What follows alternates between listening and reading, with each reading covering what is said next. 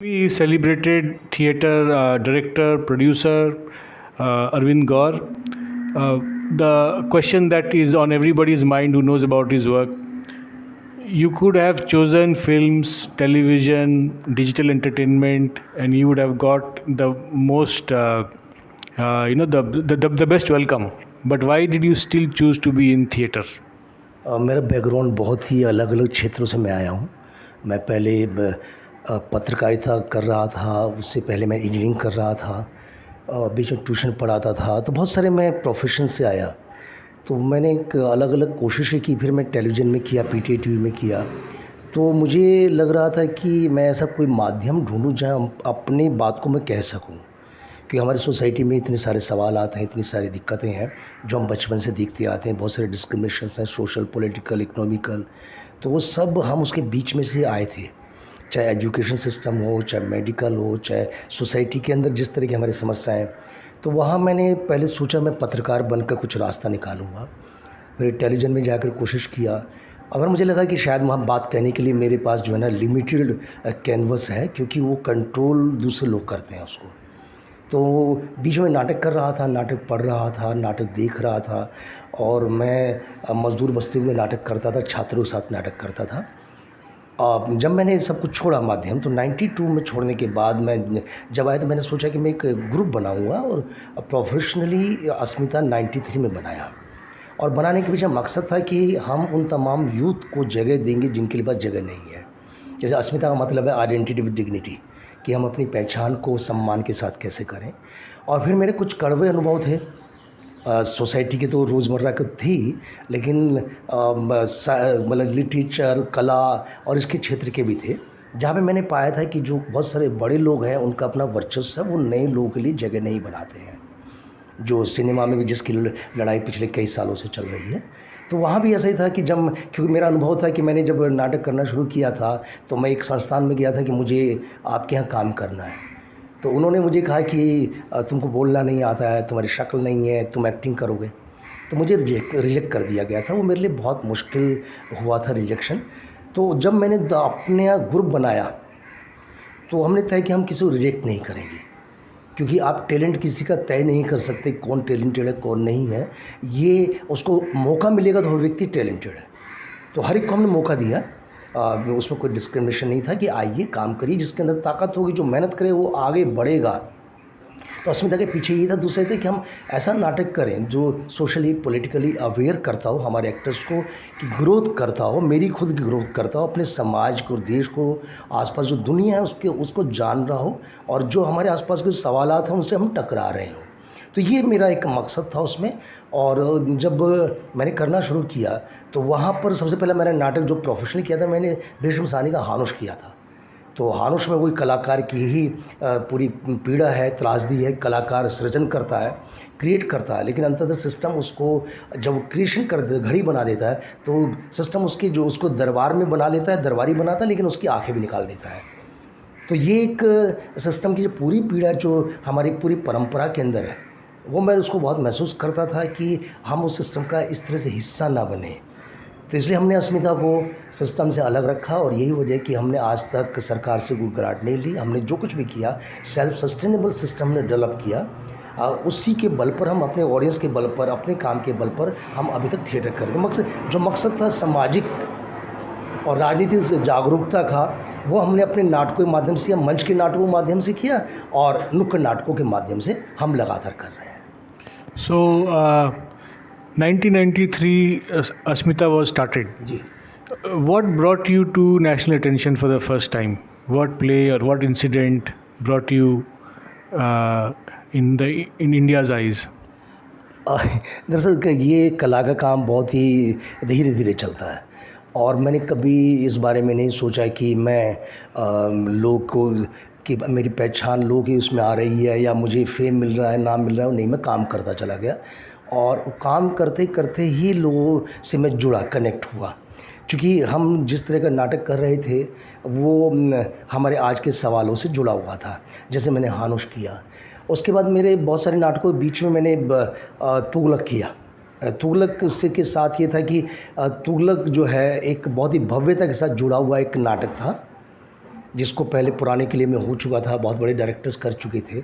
तो मैंने उसको जब नाटक किया तो बहुत लोगों ने उसमें मजाक उड़ाया कि आप क्या तुगलक करेंगे क्या, इतने बड़े बड़े डायरेक्टर्स कर चुके हैं। मैंने कहा नहीं, मैं तुगलक करूँगा, क्योंकि तुगलक मेरे ज़िंदगी के आसपास है। तुगलक मेरे लिए बादशाह नहीं है, मेरे लिए मैं खुद, मेरे अंदर उस तरह की महत्वाकांक्षाएँ हैं, उस तरह के मेरे सपने हैं, उस तरह की मेरे एक विज़न है समाज को लेकर, जो गिरीश कर्नाड का तुगलक बात करता है। और उसको नेहरू जी से जोड़ा गया कि नेहरू जी की विज़न थी।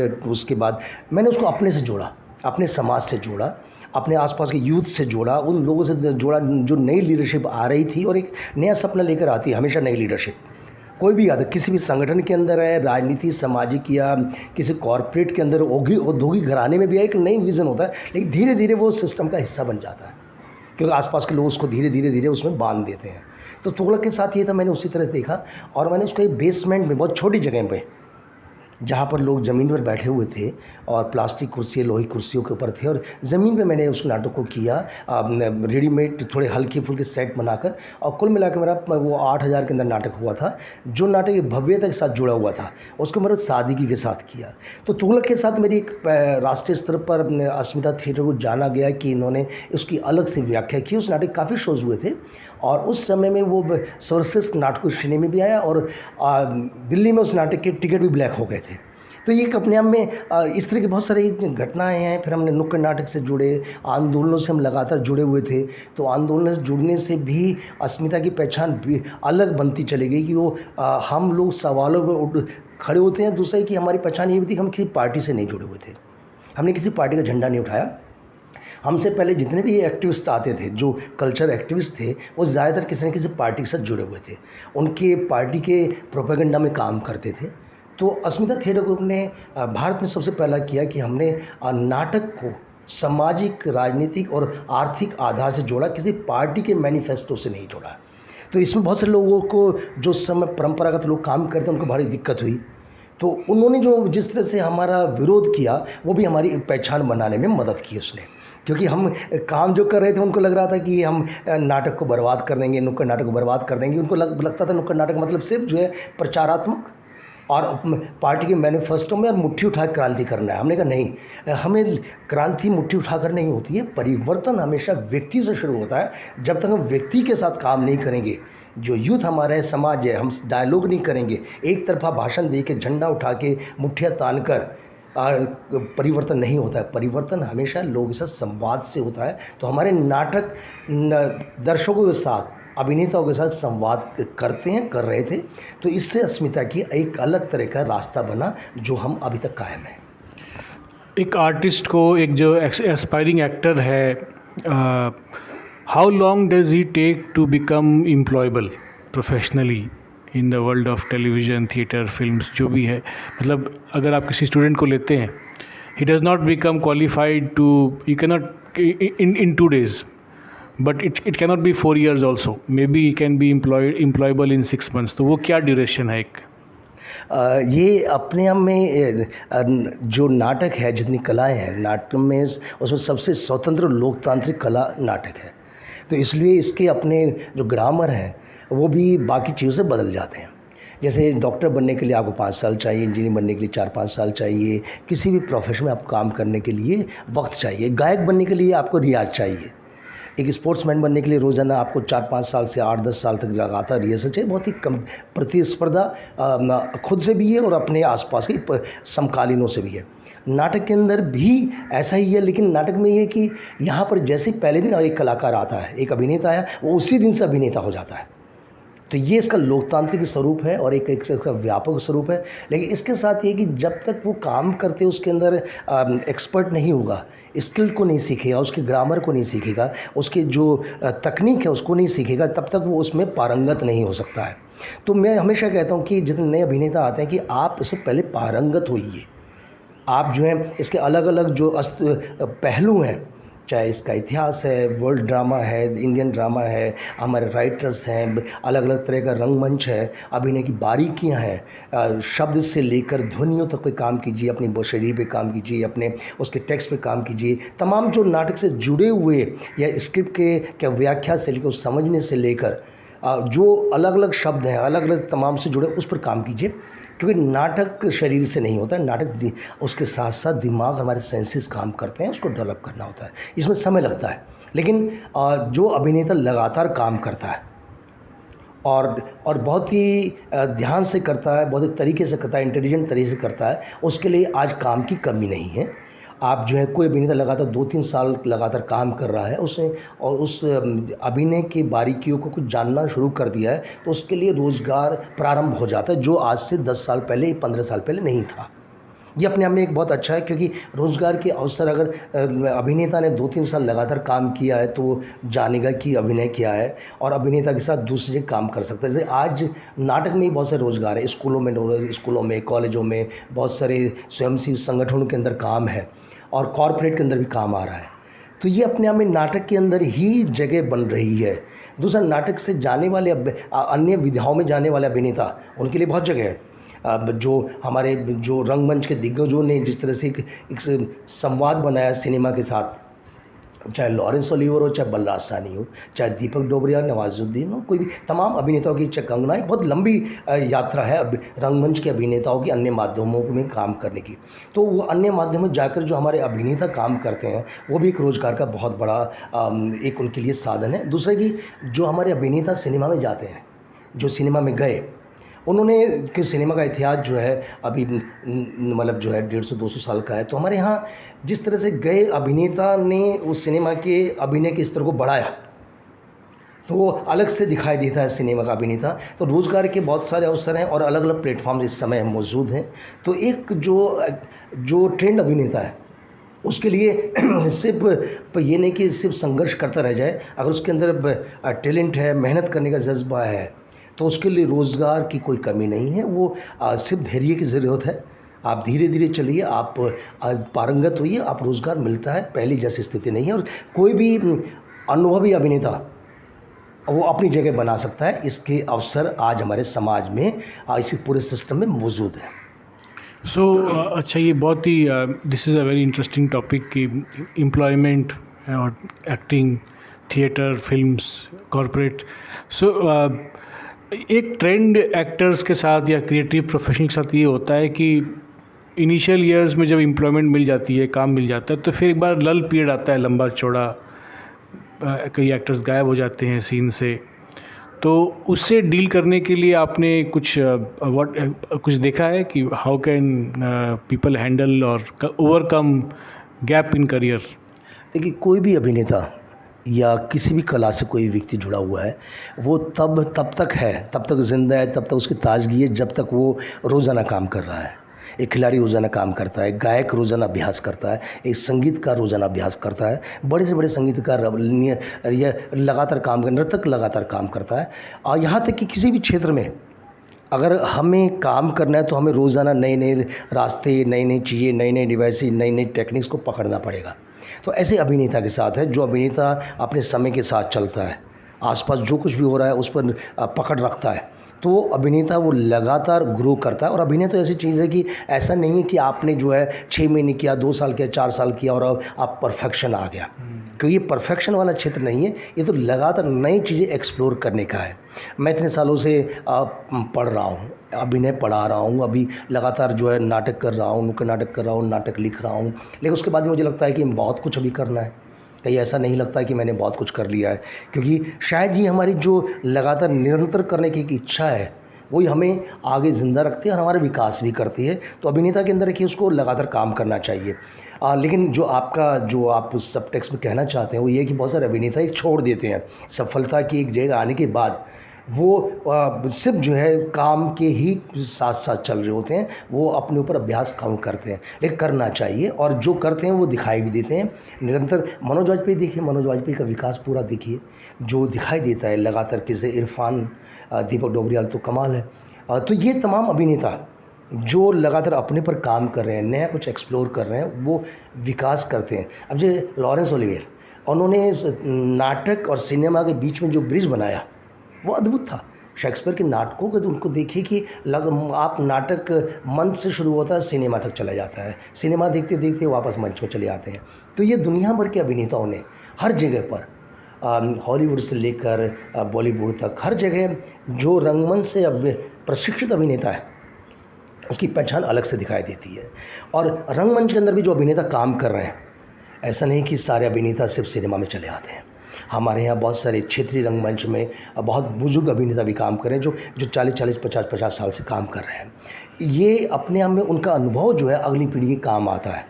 और क्षेत्रीय रंगमंच आज भी हमें जो विकसित दिखाई देता है, चाहे मराठी है, गुजराती है, बंगला है, कन्नड़ है, मलयाली थिएटर, तो ये जो हमको दिखाई देता है उसका कारण यही है कि वह अभिनेता वो लगातार नियमित काम कर रहा है, और अभिनेता ने उसमें अपना एक रोज़गार भी उसके पास आ गया, क्योंकि उन्होंने उसको व्यावसायिक से जोड़ लिया। जब मराठी रंगमंच व्यावसायिक बन चुका है और लगातार काम कर रहा है, बांग्ला रंगमंच भी उसी तरह। हिंदी रंगमंच में हमें अभी ये जो जिसको हम कॉमर्शियल पक्ष कहते हैं, इस पर काम हो रहा है, लोग कर रहे हैं, लेकिन अभी उसकी बहुत गुंजाइश है। अभी हमारे ज़्यादातर संगठन, ज़्यादातर थिएटर ग्रुप ज़्यादातर सरकारी अनुदान पर ही निर्भर करते हैं, कि सरकार के ऊपर ही निर्भर करते हैं। सरकार पैसा देगी तो हम नाटक करेंगे, उसका एक असर भी पड़ता है। असर पड़ता है कि हमारे जो अपनी सोच है, अपनी स्वतंत्रता है, उस पर प्रभाव पड़ता है। दूसरा कि आप अपने ऊपर आर्थिक रूप से भरोसा नहीं कर पाते हैं। तो ये एक मुझे मैं इसे लगातार बात करता हूँ कि हमारी कल्चर पॉलिसी होनी चाहिए, जो कि आज़ादी के इतने साल बाद यहाँ पास कल्चर पॉलिसी नहीं है।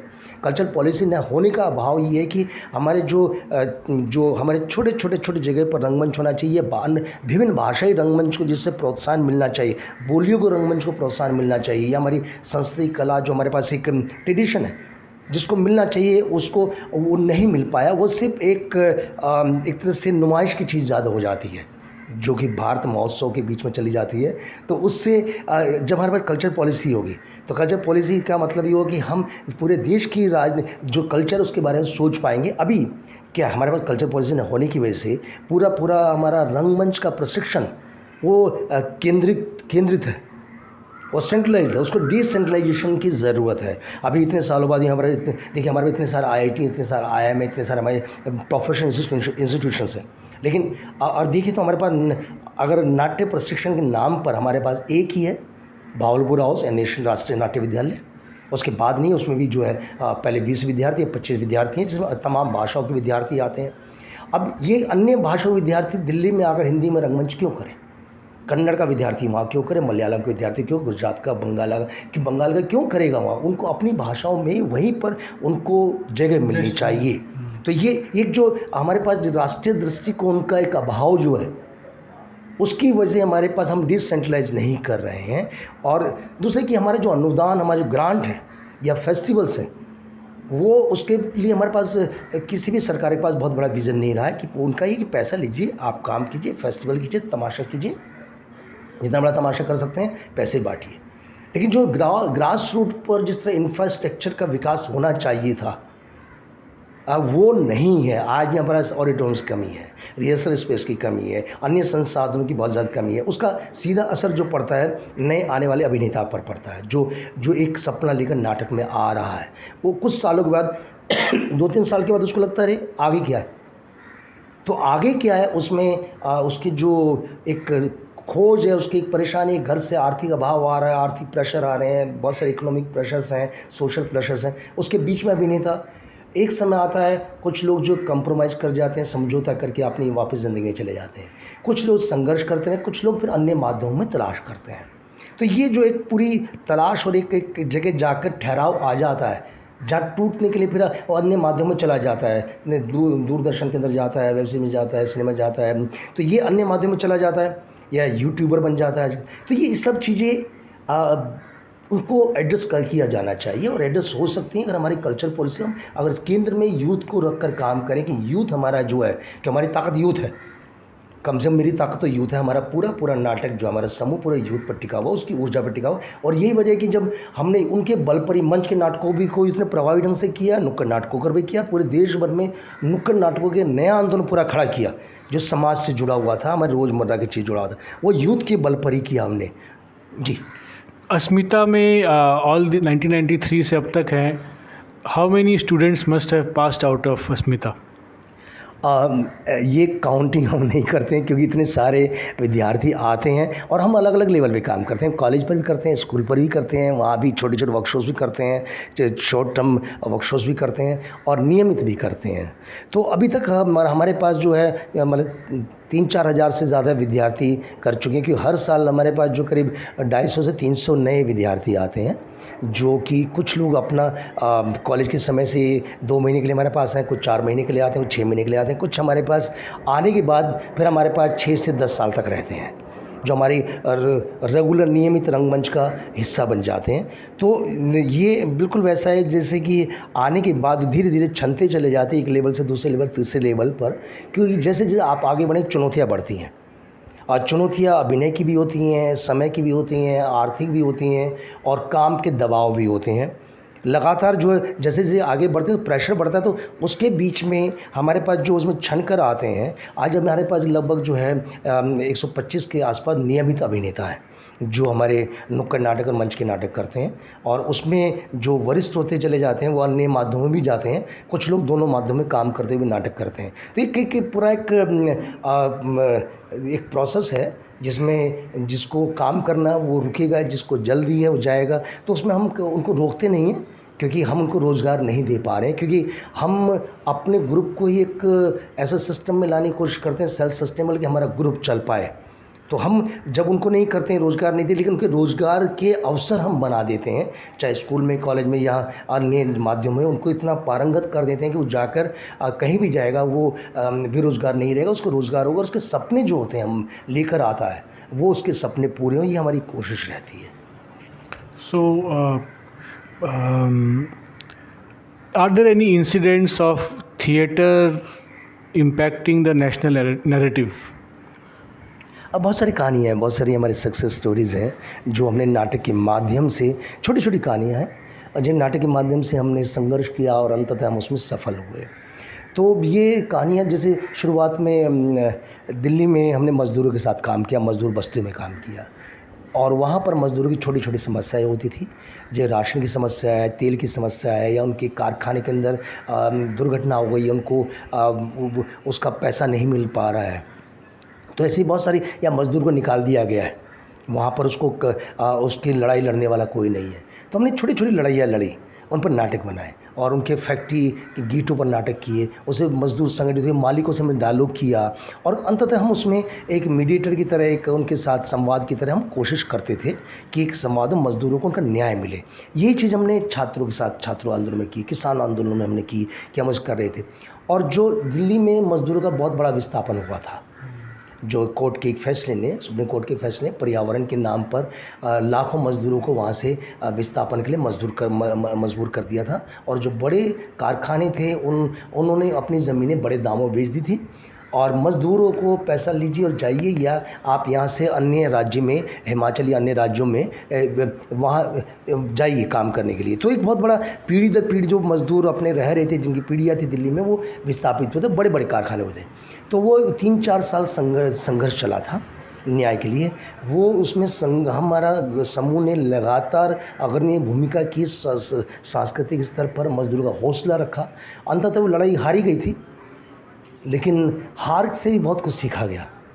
तो ये हारना हमेशा ये नकारात्मक नहीं होता है, आपके आगे में काम आता है। इसी तरह से हमने डोमेस्टिक वर्कर्स के लिए लड़ाई लड़ी। डोमेस्टिक वर्कर को पहले मज़दूर नहीं माना जाता, लेबर भी नहीं माना जाता था, उसके सारे नियम कायदे लागू नहीं होते थे। हमने उसके लिए एक जनमत तैयार करने के लिए स्कूलों में, कॉलेज में, समाज में काफ़ी काम किया। फिर हमने जो है वर्ल्ड लेबर ऑर्गेनाइजेशन से बात किया, और फिर एडवोकेसी की गई। अंततः वो 2-3 साल के बाद डोमेस्टिक वर्कर को वर्कर की श्रेणी के लाभ मिले। ऐसे बहुत सारे हैं। जैसे हमने एक आंदोलन किया बिहार के अंदर, हमने एक नाटक किया पुस्तकालय मदिरालय, कि भारत को क्या चाहिए। हमारे यहाँ मदिरालय बहुत हैं, गली गली में खुले हुए हैं, लेकिन पुस्तकालय नहीं है। तो ये आंदोलन इतना बड़ा हुआ है कि जब हम वहाँ से गया से नाटक करके चले, पटना तक नहीं पहुँचे थे, तो गया में औरतों ने शराब की दुकानें तोड़ना शुरू कर दिया।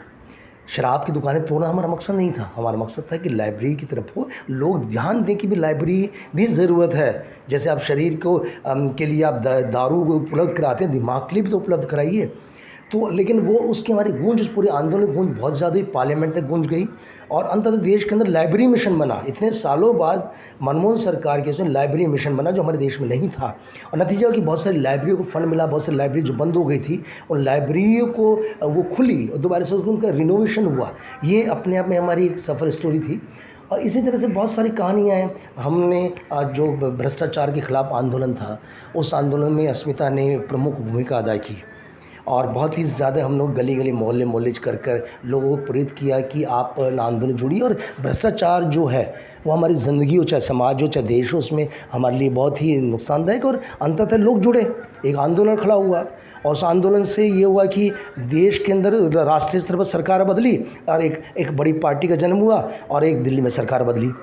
तो ये, लेकिन जब आंदोलन व्यक्तिवादी होने लगा, कि आंदोलन सामाजिक हो और सामाजिक उसका आधार हो तो ज़्यादा बेहतर है। जब आंदोलन व्यक्तिवादी होने लगा, उसके राजनीतिक मंसूबे दिखाई देने लगे उस समय हम उसमें पीछे हट गए, क्योंकि हम किसी राजनीतिक दल या किसी क्या मोहरा ना कभी बने, ना हम बनना चाहते हैं। जैसे निर्भया हुआ, निर्भया वाली दुर्घटना हुई, निर्भया वाले में हम लोगों ने बहुत बड़ा आंदोलन किया, पूरे उसको समाज को जागृत किया। नतीजा आपने देखा, निर्भया आंदोलन दामनी जिसको वाला कांड जो था पूरे राष्ट्रीय स्तर पर गया और अस्मिता ने इंडिया गेट से लेकर राष्ट्रपति भवन तक हम लोगों ने पूरा एक ज़मीन तैयार की और अंततः 20-25 हज़ार युवा राष्ट्रपति भवन पर इकट्ठे हुए और अंततः वो एक राष्ट्रीय स्तर पर ध्यान दिया।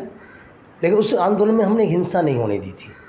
हमने एक आंदोलन को बहुत ही सकारात्मक रखा, लोगों को समझाया कि हमें ज़रूरत क्या है, हमारी देश हमारा है, समाज हमारा है, तो हमें बात करनी। देश के सबसे बड़े व्यक्ति के पास चले गए हम, राष्ट्रपति के पास, कि ये बात सुनिए, महिलाओं के प्रति जो यौन हिंसा और ये समाज में हिंसा है, मानसिक शारीरिक हिंसा है, उसके नए कानून बनने चाहिए। अंततः वर्मा कमीशन बना।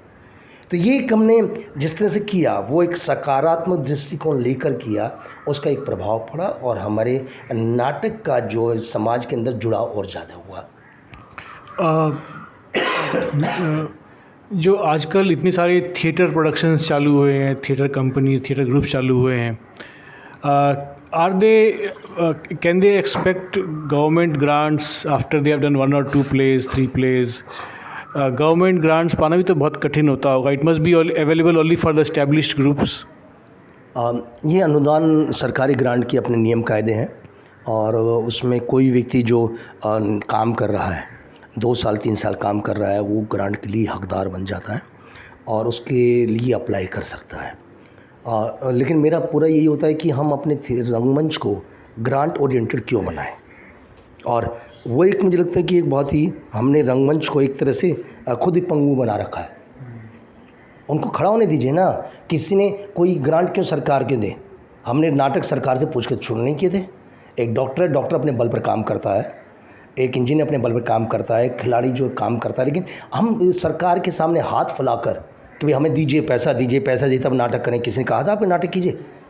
तो मेरा तो हमेशा यही कहना है कि नहीं, ये सरकार ग्रांट के बजाय सरकार को इंफ्रास्ट्रक्चर इतना मजबूत कर देना चाहिए, नाटक करने में दिक्कत ना हो। ऑडिटोरियम इतने सस्ते होने चाहिए। अब दिल्ली के अंदर ऑडिटोरियम क्या है, 50,000 से शुरू होकर 1.5 लाख तक ऑडिटोरियम जाता है एक दिन का। तो क्या होगा, तो उससे नाटक हम महंगा कर रहे हैं, दर्शक के लिए टिकट महंगा कर रहे हैं। तो ये एक अपने आप में बहुत बड़ी वो है कि आप ग्रांट की आड़ में बाकी सवालों से मत हटिए। ज़रूरत है कि आप उसको बेसिक ढांचा खड़ा कर दें, तो वो ज़रूरी है। अब ठीक है, आपको लगता है कि सरकार को मदद करनी चाहिए, करिए, आप ग्रांट दीजिए, सब कुछ कीजिए, लेकिन उसके साथ साथ बाकी चीज़ें भी करिए। ग्रांट मिलना बहुत मुश्किल काम नहीं है। पहले ग्रांट में बहुत सारे करप्शन थे, बहुत सारे कट होते थे पहले, और आज से मैं 20-25 साल पहले की बात कर रहा हूँ। शायद अभी का मुझे पता नहीं, क्योंकि अभी मेरी ग्रांट वाले मित्रों से ज़्यादा बात नहीं होती है और मुझे उसमें ज़्यादा रुचि भी नहीं है।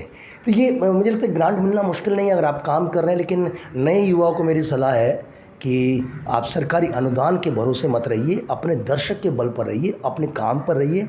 आप ऐसा ढांचा खड़ा कीजिए जहाँ पर आप अपने बल पर काम कर पाएँ, अपने समूह को आर्थिक रूप से सक्षम कर पाएँ। आज है ऐसा मौका हमारे पास, बहुत करना चाहे। कॉर्पोरेट में बहुत काम है, स्कूलों में बहुत काम है, कॉलेज में बहुत काम है, नाटक करने वालों की बहुत ज़रूरत है। आज हमारे पास ट्रेनर्स नहीं है, हमारे पास जो है नाटक को सिखाने वाले डायरेक्टर्स नहीं हैं। हमारे पास आज की स्थिति है एक्टर ही डायरेक्टर बन ट्रेनर हुआ है। तो ये एक अपने आप में एक नया अपना सिस्टम है। जैसे बम्बई में देखिए कि जो नए अभिनेता बाहर से आ जाते हैं उनको ट्रेनिंग की ज़रूरत पड़ती है। जो ट्रेंड अभिनेता है तो उनका उससे रोज़गार भी शुरू होता है पार्ट टाइम से, उनको शिक्षा देना, उनको वर्कशॉप्स करना। ये अपने आप में नए वेन्यूज़ बहुत सारे खुल रहे हैं। तो मुझे लगता है कि सरकार को ग्रांट की नीति पर ठीक से करना चाहिए। वो एक दया करके नहीं देना चाहिए। वो एक अगर देना तो एक हक कर समझ के देना चाहिए, जिम्मेदारी समझ के देना चाहिए। और इसको ब्यूरोक्रेटिक सिस्टम जो है, अभी ग्रांट का ज़्यादातर सिस्टम जो है एक संस्थानों के माध्यम से है, और वो उसके बजाय कि आप सीधे करिए और एक कमेटी हो, और फेस्टिवल्स की बजाय आप ग्रास रूट पर ज़्यादा ढांचा खड़े करें, क्योंकि फेस्टिवल में बहुत खर्चा होता है। और फेस्टिवल में लगभग जो है फिर एक ऐसा माहौल बनता है कि फेस्टिवल में जाना ही अपने अंतिम लक्ष्य बन जाता है। वो भी एक अपने आप में एक बड़ी डिबेट है जी। Any last words? I think Asmita theatre group में बहुत नाटक किए हैं, और हमने नुक्कड़ नाटकों के 10,000 से ज़्यादा शोज़ किए हैं। हमारे नाटक समाज से जुड़े हुए हैं, रोज़मर्रा की समाज से जुड़े हुए हैं, चाहे महिलाओं के हक़ों की लड़ाई हो, चाहे मज़दूर के हक़ों की लड़ाई हो, चाहे LGBT समूह की लड़ाई हो, कोई भी ग्रुप हो, चाहे बुज़ुर्गों की बात हो, तो हर जगह हम खड़े हुए हैं, हर जगह नाटक हमने किए हैं। कल ही हमारा जो है हम पर्यावरण के लिए भी काम करते हैं। कल ही हमारा पर्यावरण पे नाटक था। लेकिन हम सिर्फ पर्यावरण की बात नहीं करते, हम खुद पेड़ भी लगाते हैं। हम खुद ही अपने छात्रों को करते हैं कि आप जो है ये काम जो बोल रहे हैं, जो शब्द बोल रहे हैं, उसके साथ कीजिए। तो हमारा ये होता है कि जो एक सिर्फ नाटक करना पर्याप्त नहीं है, उसके साथ साथ उसको ज़िंदगी में कैसे शब्दों को अपनी ज़िंदगी में लेकर आइए, वो ज़्यादा महत्वपूर्ण है। और एक ईमानदार रहिए, अपने प्रति ईमानदारी, समाज के प्रति ईमानदारी, जिम्मेदारी बहुत ज़रूरी है। हम सिर्फ रंगकर्मी, नाटक का मतलब सिर्फ नाटक करे तालियां बजवाना नहीं है या पैसा कमाना नहीं है, सिर्फ नेम फेम नहीं है, उससे ज़्यादा है। क्योंकि नाटक एक ऐसी कला है, चाहे संस्कृत नाटक से लेकर ग्रीक नाटक से लेकर तमाम दुनिया के बाहर नाटक ले लीजिए, वो चाहे कंटेम्प्रेरी डेरिफ हो, महेश दत्तानी, सुधीर, दीपक, राजेश कुमार, तमाम हमारे नाटककार हैं। तो सभी नाटककारों का जो है वो ज़्यादातर जो विषय समाज के साथ ही जुड़े हैं, विषय समाज से ही आएंगे।